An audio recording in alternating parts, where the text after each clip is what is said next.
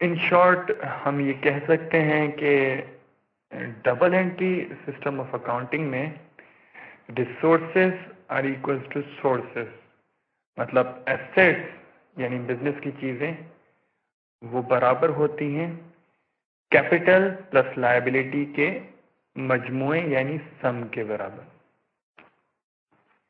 यानी कि जितना पैसा ओनर ने लगाया है जिसे कैपिटल कहा जाता है, और जितना पैसा ओनर ने दूसरों से भी लेकर लगाया है यानी लायबिलिटी जिसे कहा जाता है, अगर ये दोनों का मजमुआ यानी एडिशन या सम कर लिया जाए तो इन दोनों का जो सम है वो बराबर होता है टोटल एसेट्स के।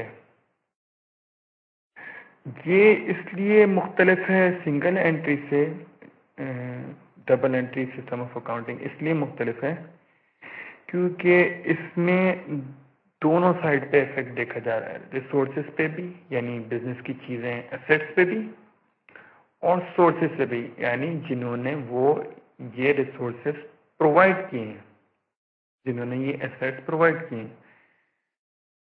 तो इस लिहाज से सिंगल एंट्री से ये मुख्तलिफ है क्योंकि सिंगल एंट्री जो हम रोज़मर्रा की निजी ज़िंदगी प्राइवेट पर्सनल लाइफ में जो करते हैं उसमें हम सिर्फ एक साइड यानी सिर्फ हम अपने एसेट का ख्याल रख रहे होते हैं और हम ये नहीं देखते कि इसकी सोर्सेस क्या हैं। जबकि जब प्रॉपर बिजनेस थिंकिंग की बात आ जाती है तो अकाउंटिंग न सिर्फ ये कि एसेट्स को देखती है बल्कि इक्विटीज़ यानी कैपिटल और लायबिलिटीज़ को भी देखती है। तो इस तरह एक ट्रांजैक्शन के दोनों एस्पेक्ट कंप्लीटली रिकॉर्ड किए जाते हैं double entry system of accounting में, जिसकी असल में बेसिस ही अकाउंटिंग इक्वेशन है। अकाउंटिंग इक्वेशन जिसका मतलब है total assets equals to capital plus liabilities, यानी टोटल एसेट्स कैपिटल और लायबिलिटीज के मजमुए को कहते हैं। चलें अब इस डबल एंट्री सिस्टम को यानी अकाउंटिंग इक्वेशन को एक एग्जांपल की मदद से समझते हैं। बिजनेस स्टार्ट होता है और ओनर जो है वो $4,000 बिजनेस में लेकर आता है, इन्वेस्ट करता है।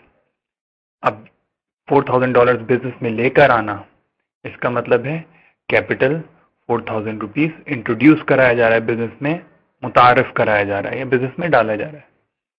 अब बिजनेस में सरमाया यानी कैपिटल $4,000 सॉरी आया, तो उसने उस $4,000 के लैंड और बिल्डिंग खरीदे, यानी 2,000 की लैंड और 2,000 की बिल्डिंग्स खरीदी।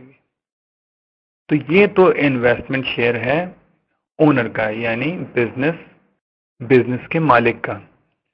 उसने 4,000 इन्वेस्ट किए हैं और एसेट्स उसके जाहिर हो रहे हैं लैंड और बिल्डिंग की शक्ल में। लेकिन अभी प्लांट भी खरीदना बाकी है, यानी एक मशीनरी या बड़ा हैवी इक्विपमेंट वो खरीदना भी बाकी है। अब उसमें भी इन्वेस्टमेंट करनी पड़ेगी, लेकिन ओनर चाहता है कि इतना पैसा शायद ओनर के पास है नहीं, या ओनर चाहता है कि कोई आउटसाइडर पार्टी इन्वेस्ट करे। इसके लिए वो बैंक से या कहीं ना कहीं से लोन अरेंज करके $1,000 बिजनेस में लेकर आता है और प्लांट परचेज कर लेता है। तो टोटल एसेट्स कितने हो गए भाई, या टोटल रिसोर्सेज या बिजनेस की चीजें आइटम्स कितने हो गए? टोटल एसेट्स हो गए 5,000। अब इन 5,000 में से 4,000 कैपिटल के हैं, तो 1,000 किसके हैं? ऑब्वियसली लायबिलिटीज यानी लोन यानी आउटसाइडर पार्टीज के हैं। $1,000 आउटसाइडर के हैं, और इससे पता चलता है कि अकाउंटिंग इक्वेशन में टोटल एसेट्स बराबर हुए कैपिटल प्लस लायबिलिटीज के, और इक्वेशन बैलेंस हुई। अकाउंटिंग इक्वेशन बिजनेस की हर स्टेज पे बैलेंस रहेगी। कभी तो ऐसा होगा कि एसेट ही बढ़ रहा है, एसेट ही कम हो रहा है, तो कैपिटल लायबिलिटी से कोई फर्क ही नहीं पड़ा, लिहाजा इक्वेशन बैलेंस्ड रही।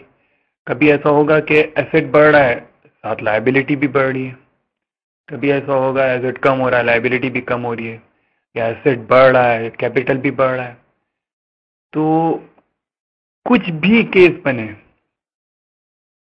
एसेट्स यानी टोटल एसेट्स इक्विटीज के बराबर होंगे। इक्विटीज कहते हैं कैपिटल और लायबिलिटीज का एक मजमूई टर्म, इनकी कंबाइंड टर्म है, कैपिटल और लायबिलिटीज की इक्विटीज, यानी एसेट्स इक्विटीज के बराबर होते हैं, यानी रिसोर्सेस सोर्सेस के बराबर होते हैं, और यही अकाउंटिंग इक्वेशन है। जब भी हम बिजनेस को स्टार्ट करते हैं तो बिजनेस